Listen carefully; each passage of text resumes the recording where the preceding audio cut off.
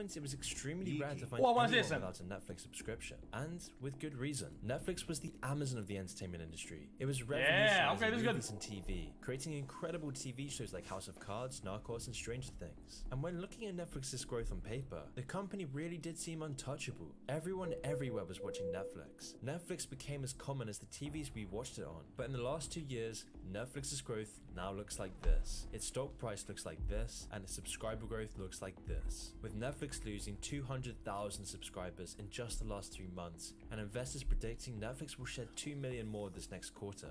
So it's no surprise that Netflix's share prices have gone from $690 a share to $180 a share in just 6 months. Because why? Okay, this is simple concept. Because while companies were working on their own streaming products or their own streaming infrastructure, they were letting Netflix stream their movies, right? That's why they have a wider fucking library for the same price. But now they come up with all their exclusive shit, which is fair enough because it's their product. It's now directly, almost instantaneously cutting their market share. It's instantaneously widening their share. That's just how it is.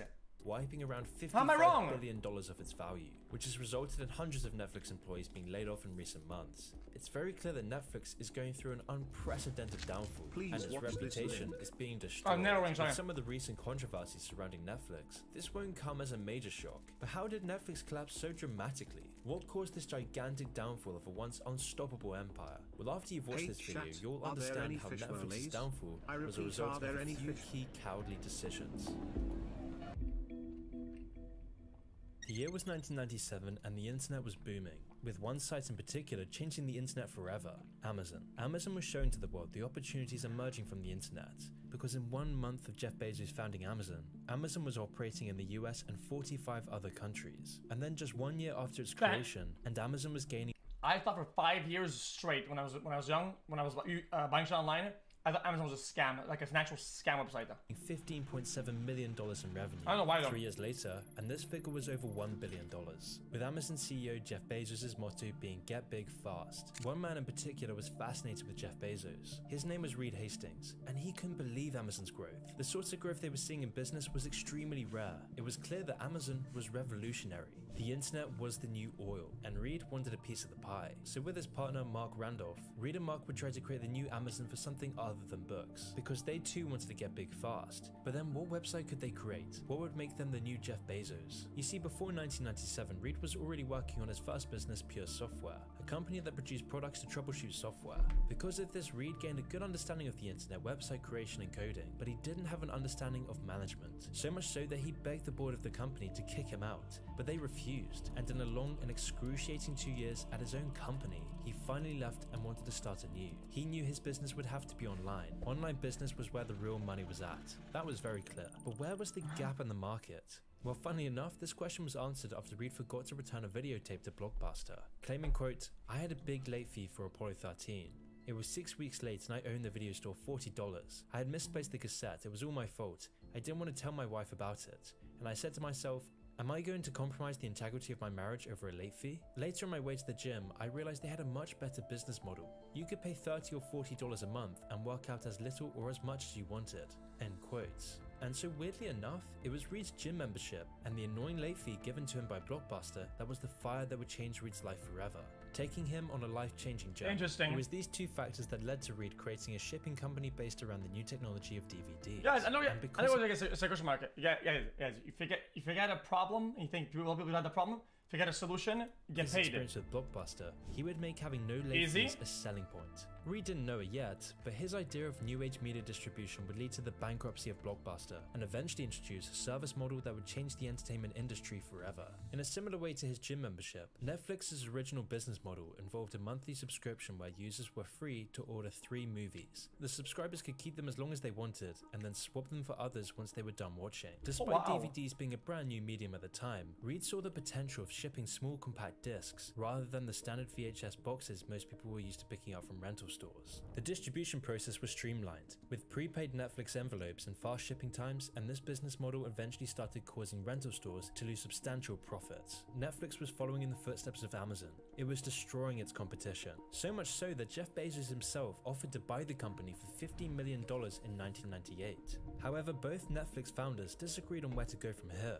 Mark wanted to sell to Jeff Bezos. He feared that if they didn't sell, Amazon would create their own business to compete with Netflix. However, Reed was adamant on declining this offer because, quite simply, Netflix operations were groundbreaking. They were doing extraordinary work. They were doing so well that their success mirrored Amazon. They had a great website, deals with DVD manufacturers, and already had to source almost every DVD on the market. But then again, if they took Jeff Bezos' money, they would both be set for life and would never have to worry about money ever again. However, what fun would that be? Reed wanted an empire. He wanted to be the next Amazon and make his mark on the world. Both founders saw the immense potential in Netflix. However, their difference in opinion about the Amazon acquisition would later come to stain the company. They both had very different visions of the future of Netflix. Mark wanted to expand Netflix's DVD distribution capabilities, while Reed wanted to focus on the online side of the business. It was these major differences in the future of Netflix that caused the two men to splinter off, with both of them focusing more on their respective areas in the company. These differences eventually caused the two men to fall apart, with Mark eventually leaving Netflix while giving the CEO position to Reed.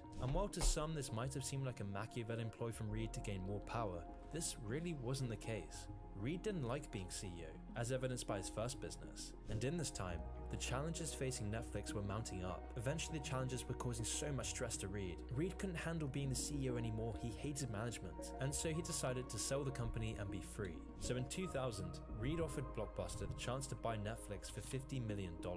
However, bear in mind that back in 2000, this was a time when Blockbuster was still raking in over $700 million in profit a year. At the time, Blockbuster laughed at this offer. Blinded by their success, Blockbuster was still dead set on rental stores, and so they turned down his offer. But Reed was so desperate to leave Netflix that he even offered to take control of Blockbuster's online brand and work on scaling their own business. But even this offer was refused. This is how little Blockbuster thought of Netflix. But Blockbuster wasn't the only one. In fact, by 2000, a lot of people were starting to see Netflix as a doomed business. By this point, DVDs and online shopping were only appealing to a relatively small audience. All while Blockbuster's business model was making huge profits with a growing customer base. This was very worrying for Netflix's future. Blockbuster. Wait, it's interesting. Guys, I feel like with their distribution and how much power they have, they could have made such a good product, no? For people that want to stay at home, like a stay-at-home Blockbuster, that would have been insane. A giant mega corporation surely had a pulse on the future of entertainment. They must have seen that Netflix's future was doomed, which stressed out. They could have got both. They could have had both the bank and the credit card. Reed even further, and Reed, like in his last business, desperately wanted an escape route. But then unfortunately for Reed, the problems for Netflix would only get worse from here. Since 1994, internet companies had been on a continual rise in the stock market. The rise of the internet sparked a frenzy among investors, who rushed to invest in new businesses. Without a business strategy, a product, or a track record of earnings, and these startups were able to acquire enough money to go public. However, most of the companies taking investors' money were completely hollow companies, barely making any money and running through all their investors' cash, eventually causing the bubble to burst and a bear market to ensue on the internet, resulting in investors selling everything and running away from the online world. The volume is across the board. I mean, we're at 500 points on the Dow Jones Industrial Average, biggest decline since September 17th, after 9/11. This dot-com bubble affected online shipping and telecommunication companies particularly hard, with many of these companies being bankrupted and forced to close permanently. Larger companies like Amazon and Cisco were also significantly affected, with Cisco losing 80% of its stock market value. Perhaps Amazon's success story was all too good to be true. Maybe the internet wasn't the new oil. Maybe Jeff Bezos wasn't a business genius after all. So of course this was a major blow to Netflix, as even though the business specialized in DVD shipping, their entire business model was based on having an online website. Reed had always insisted on this. He was following Jeff Bezos' blueprint. However, by doing this, the site was left with only 300,000 subscribers. And to make matters even worse for Netflix, a year later some planes would fly into a couple of towers in New York, leading to an even worse economic environment and harder financial times for the company, leaving Netflix with only 80 employees. All while Blockbuster was focusing on a completely offline approach, rendering them completely immune to the dot-com bubble, making even more profits and putting Netflix into the ground. Reed's vision for Netflix was crumbling into dust. He had only one choice to survive. He had no choice but to take Netflix public, creating an IPO of $15 per share of Netflix on the Nasdaq. However, brighter days were just around the corner. But for how much? 2007 was the year Netflix became the Netflix we know today. It was also the year that the final nail in Blockbuster's coffin was placed. Because since 2004, Blockbuster's profits have been in continual decline. Oh, but how much do they need to raise though? If you make it coming public, is that you want some public funding, right? You want people to buy the share of the company, and but then you raise liquidity, like cash. No? Is that not the point of that? Am I dumb? The main reason behind this being Netflix controlling a major share of DVD distribution, along with Netflix's online presence and better customer service. Because of this, by 2009, Blockbuster had lost 90% of its market value and over $500 million in a single year. While at the same time, Blockbuster was in debt to their parent company. And after years of continuing to lose profits, the company eventually filed for bankruptcy in 2010 after being over $1 billion in debt. Jesus! Meanwhile, Netflix's profits were steadily increasing. However, their streaming service didn't have much of an impact initially, since there was only a fraction of content available to watch and all the best-selling movies were still on DVD. It was clear that Reed's ambition to scale Netflix's online potential was now the way forward, and so to reach widespread appeal, they needed to secure deals from publishers to stream their content. This was the status quo for a few years, as Netflix continued signing deals with media networks to gain exclusivity rights for various movies and TV shows. However, things changed in 2010, when Netflix eventually hit it big after Sony Pictures offered them the rights to Breaking Bad. And weirdly enough, Breaking Bad and Netflix success was intertwined. You see, before Netflix, AMC was actually considering cancelling the show after its third season. That was until the fourth season premiered on Netflix, where Breaking Bad would gain a massive audience over the remaining course of the show, and eventually become renowned as one of the world's best TV shows. And it was because of Breaking Bad's success that Netflix had the most significant rise in subscriptions they had ever seen before. Similar to Netflix, Breaking Bad was another novel idea. The show's premise was something unheard of at the time. The protagonist was designed to change, and the show already had an endpoint in its inception. This contrasted with standard TV programming such as The Simpsons, where shows were designed only to have a general blueprint and stay on the air as long as possible. The success of Breaking Bad on Netflix permanently changed the potential of TV storytelling, and more importantly for Netflix, it proved that the platform was now extremely commercially viable. And with all this increased revenue, Netflix would invest in expanding their services both domestically and abroad, launching their websites in Canada, then in South America, and eventually in Europe by the end of 2011. They then started further expanding internationally, building offices in Canada, Europe, Asia, Latin America, Japan, South Korea, and the UK. Reed was seeing so much success now that he even caught the eye of Mark Zuckerberg, landing a spot on Facebook's board of directors in 2011. In fact, Zuckerberg was so impressed with Reed's culture of continuous rapid innovation that he began working with Reed to expand both Facebook and Netflix's socialization features. And in addition to the new international streaming locations and the numerous new establishments, high-end producers like Warner Bros., Adult Swim, Cartoon Network, and Nickelodeon were all looking to secure deals with Netflix to start streaming their content on the platform. Compared to other distributors at the time, Netflix had a different strategy when it came to securing the publishing rights for TV show pitches. Netflix would pay more upfront for publishing rights than any other distributor, the catch being that they would get more of a substantial stake in franchising, merchandising, and pretty much everything else to do with the intellectual property rights. This strategy worked well initially, but would eventually backfire later down the line once more streaming services were introduced. Other companies like Disney began to realize they didn't need Netflix, and they would cut them out of the deal by simply making their own platforms. However, the publishers still needed to wait for the content rights to revert back to them, so most shows were able to remain on Netflix until around 2018 when they began to get pulled. But by this point, Netflix was already a giant. What did I tell y'all motherfuckers? What I said earlier, dude. It narrowed their shit because they had it on while working on their own thing, and then pulled out, and there's nothing you can do. You're getting starved, man. Creating House of Cards, What Netflix was now revolutionizing the production industry. This was a time before Netflix adaptations became a joke. In this time, Netflix was distributing some pretty great shows like Narcos, BoJack Horseman, Daredevil, and what would eventually become their crown on the jewel, the first season of Stranger Things. Like Breaking Bad, Stranger Things became an instant hit when it was released on Netflix. It was their biggest original success by far, with the show gaining widespread cultural influence and leading to a massive boost in subscriptions. It seemed like everything was set for Netflix. Reed had made it. Netflix was now the new Amazon of the actual bat chest though. Not just that actual bat chest. Every month they were increasing in subscriptions. They were producing tons of quality content at a fair asking price, and many publishers were looking to introduce more shows on the platform. And by the end of 2015, Netflix expanded to over 100 countries. In just 5 years, Netflix had grown 575%. These were the golden years for Netflix. It was the peak of their status. However, in 2016, this would all start to change. And 2016 also happened to be around the same time that BlackRock started investing heavily in Netflix, accumulating over 22 million shares in the company. And this was the moment when Netflix's story begins to take a much darker turn. But before I continue, I want to shout out today's sponsor, Established Titles. Established Titles is I actually bought this and their shares, and I bought more movies. I bought everything related to this. I own the company now. I bought the whole thing. Bang, bang, bang, we bang. need to understand what BlackRock actually is. Now, BlackRock is a company that most people have never heard of, and yet this company quite literally owns the world. Most US banks are controlled by BlackRock. BlackRock owns all the major pharmaceutical companies. BlackRock owns most of the mainstream media, and BlackRock oversees roughly 10% of all stocks traded worldwide. And this company is now taking over governments, which has allowed BlackRock to amass over $10 trillion in assets. Yes, trillion. BlackRock is worth half of America's total GDP, which is why both the American and Chinese government rely on BlackRock to escape recessions. And it's also why BlackRock's founder and CEO sits on the boards of the Council on Foreign Relations. Hey, is that? I'm not gonna say it. Hey! Hey! Hey, wait a minute.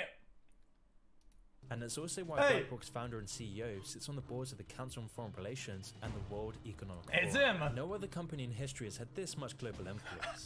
And so surprisingly enough, it was this company that corrupted Netflix. And this was for a reason. But to understand why BlackRock chose to poison Netflix, we first need to look at the power of this company. Because this company is so influential that the Federal Reserve practically begs BlackRock to protect them. And with BlackRock's founder Larry Fink having personal connections with the former Treasury Secretary Timothy Geithner, BlackRock is in control of multiple major banks, with Larry Fink being largely regarded as the most powerful man in America, and quite possibly the world. Which is why BlackRock has been fundamentally ingrained in every aspect of the Western financial system. In the words of Bloomberg, BlackRock is effectively, quote, a fourth branch of government. But what does any of this have to do with Netflix and their content? Well, for several years now, Larry Fink has been obsessed with a company rating system that acts as a proxy woke score called an ESG rating. And this is a very important point to understand. This ESG rating is the key explanation for Netflix's downfall. Here's why.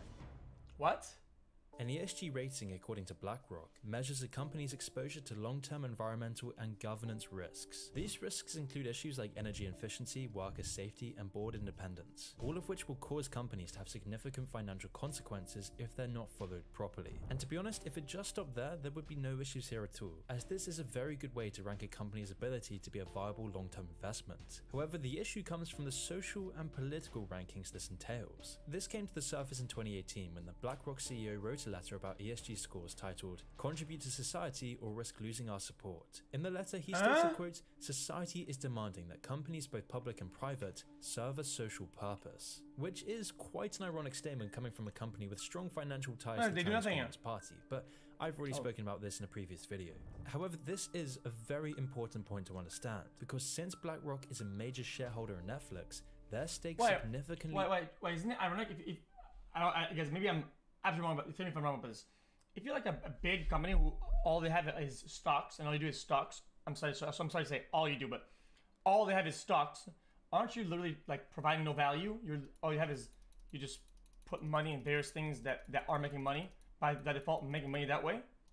Impacts Netflix content, as Netflix desperately needs to have a high... Technically, you have no raw value, no? ...ranking ESG score. If they don't have a high ESG score, investors will pull out. And if investors see that BlackRock and a stock predicting machine called Aladdin suggest pulling out of Netflix, then other investors will follow suit. And because Netflix's business runs on major thin margins, having investors pull out of the company would be disastrous for Netflix. So in recent years, with BlackRock being increasingly vocal for certain political and social beliefs, Netflix is now having to toe the party line. Now, to be honest, Netflix can't really do anything about this. I mean, you may think that Netflix can just seek investment dollars from some other firm that doesn't care about being as woke as possible. Wait, I don't get it. What? So in recent years, with BlackRock being increasingly vocal for certain political and social beliefs, Netflix is now having to toe the party line. Now, to be honest, Netflix can't really...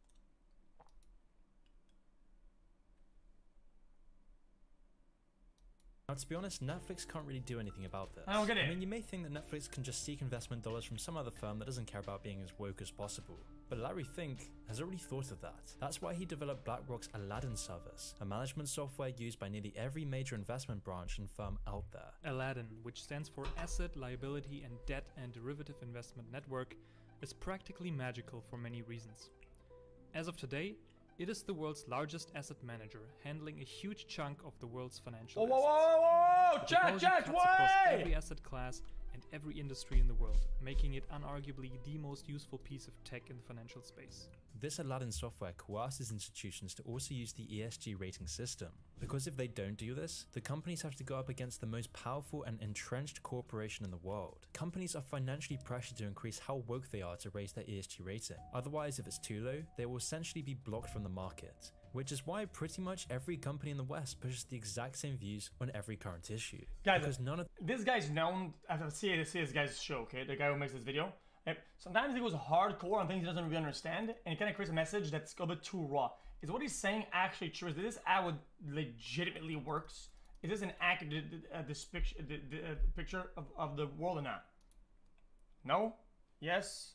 Okay, a lot of people are getting half a nose, half yes. I guess with a grain of salt then, I guess. Same views on every current issue. Because none of them would dare cross Larry Fink or any of the other investment managers. You see, none of these businesses actually care about politics at all. All they care about is the approval from investors. And as a result of this, Netflix's content has been adapted to these standards, with the company placing a greater emphasis on being a mouthpiece for social and political talking points. This shift in tone became evident after 2016 when Netflix would start to distribute more content that put a focus on political pandering over competent storytelling, releasing a number of series and films with overt and questionable political talking points, with Netflix creating its own films that were... Okay, but let's be honest though, their original shit, okay, if you don't like it, you just don't watch it, but overall, their product is other people's shit that they license, right? That's the whole point, so who cares? Films with overt and questionable political talking points, with Netflix creating its own films that were a far cry from beloved series like House of Cards and Narcos. Instead of getting great thought-provoking content, as a Netflix subscriber, you now get Cuties, a 2020 French film that explicitly sexualized young children. The film was about an 11-year-old girl who joins a supposed free-spirited dance crew and defies her family traditions. However, this movie contains numerous scenes of children dancing provocatively towards the audience. But if I talk any more about this subject matter, I'll probably get striked on YouTube. However, this film was so bad that Netflix even got hit with CP charges in a lawsuit coming from a Texas federal court. What? This case is still currently in progress, but this show is just one of many. Another awful example of Netflix's new releases is titled Sex, Love and Goop. As you'd probably expect from the title, there isn't really a whole lot of substance in the show. It's really essentially just a sexual instruction manual enacted by Gwyneth Paltrow. Bro! This is a high-budget show, but there's no plot, characters, conflicts, or even resolutions. So then why is Netflix focusing on content like this instead of things like House of Cards? I mean, this happened just a few months ago. Sir? In April 2020, when Netflix released a show called He's Expecting, I which might as well be think the I might know pinnacle why, of but... modern Netflix content. The show is this bizarre, overtly sexual, clumsy, and politically charged narrative about a man who becomes pregnant. It was a good show? Yeah. Sir?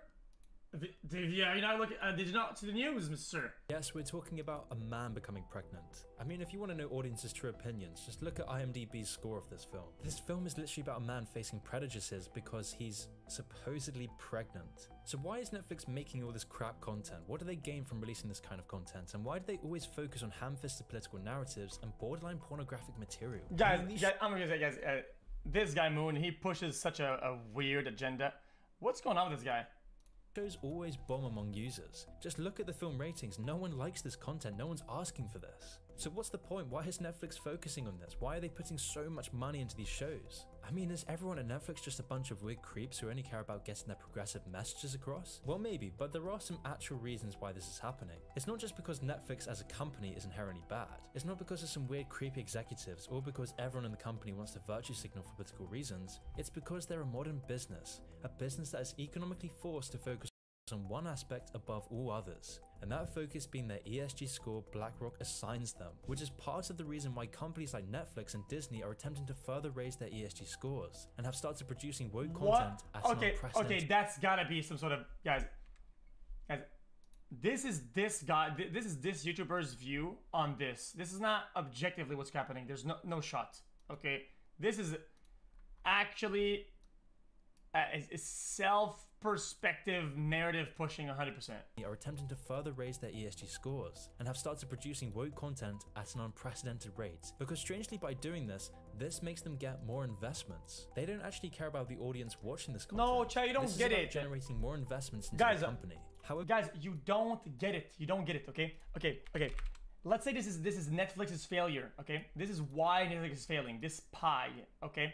In my opinion, I could be wrong with this, okay? I feel like this guy does this. This small part of Netflix originals, okay? that are Netflix has a lot of good originals, a lot of good ones, right? A big ass amount, okay? Let's say it is all originals. There's so much that their dog shit is like this. So in this part of the pie, which is this part of the problem, right? He's saying that this part is causing the problem, right? Which personally, most of Netflix is the shows that they do not own, or things, the rights that they buy from. It is not their own. Netflix's content originals is a small part of Netflix's success, right? Because they buy people's rights. So who cares if some of the original is crap and bullshit? That is not the reason why they're failing. It's just not. It is not the reason that they're failing. And saying that this is why they're failing is disingenuous and just weird. It's a narrative.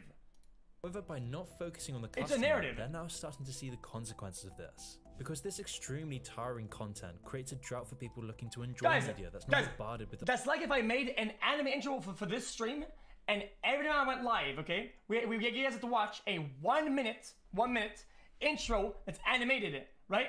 And it was like a weird or whatever the fuck. And then people would say, oh yeah, 10 years later, XQc fell off because one day you introduced this really weird anime intro, and look at the stats. They're going down from that position of the anime intro, right? Therefore, it's why the whole stream failed, and he's now in the depths of hell, and it's garbage. I'm telling you, the anime part, it just fucked it up. And you're like, bro, what about the times where you didn't go live, you played these, that you played, what about all these other problems? No, it's gotta be the intro. I think narrowly focusing on one instance or one thing when the product is a bunch of other things is disingenuous at best and conspirational at worst. On subtle political undertones sponsored by multi-billion and trillion-dollar corporations. But then how do we know that ESG benchmarks are more important to Netflix than its content or technological improvements? Well, Netflix puts in the time, money and effort to publish an ESG inclusivity report annually. And even more telling was that their research department— Conspirational? Yes, this is actually conspirational. Yes, 100%.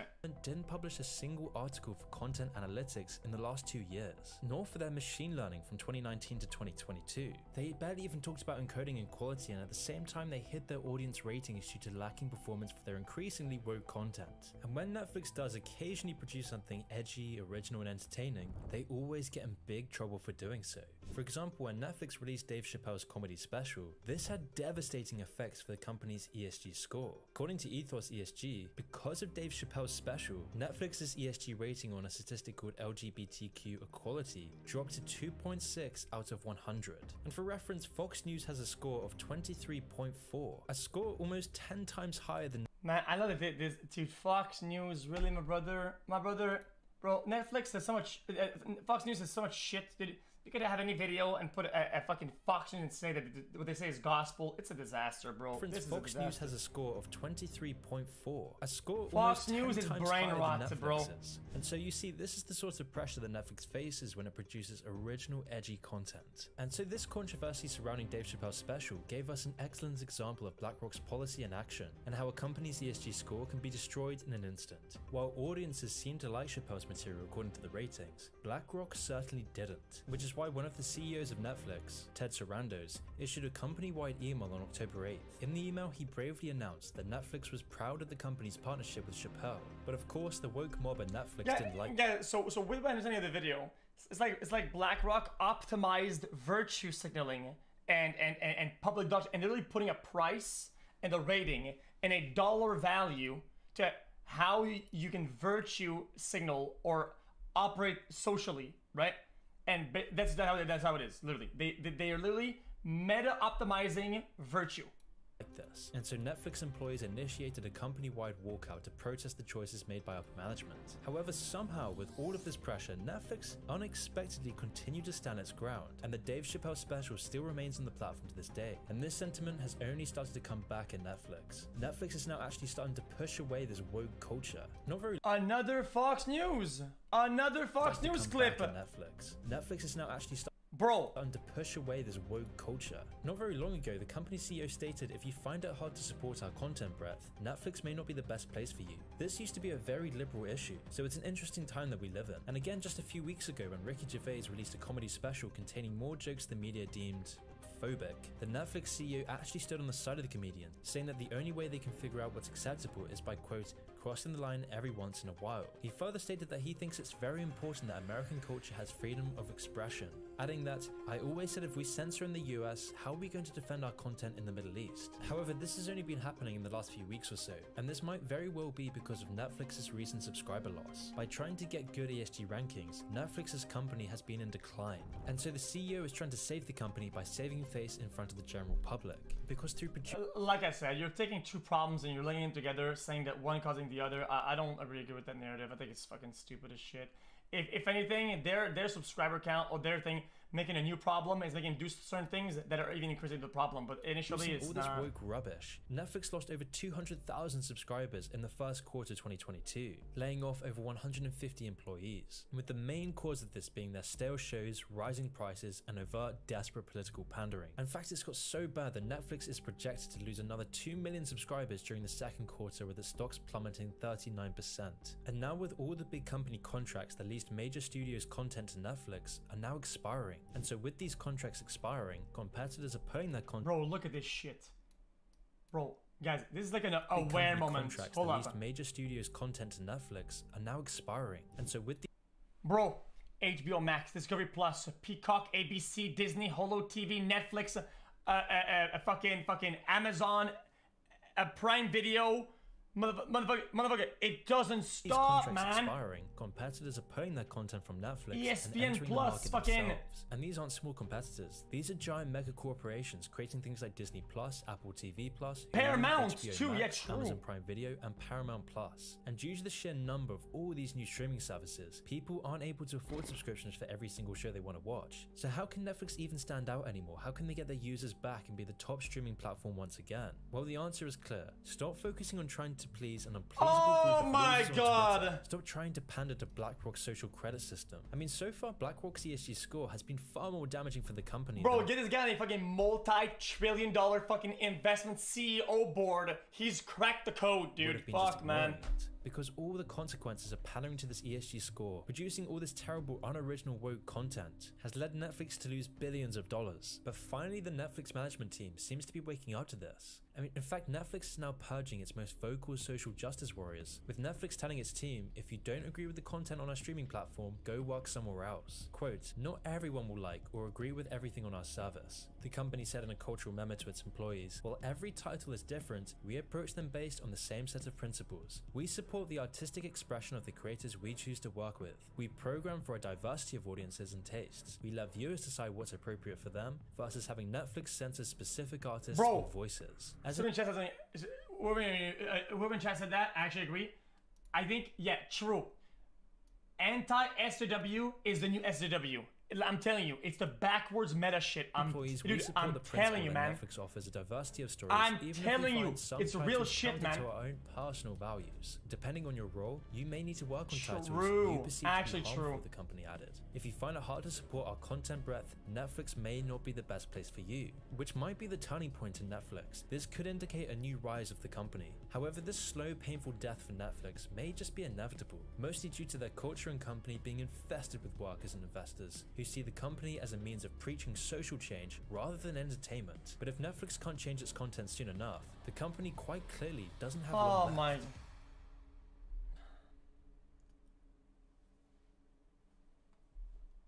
I mean, dude, the way this guy fucking selects images, man, and bites, come on, bro.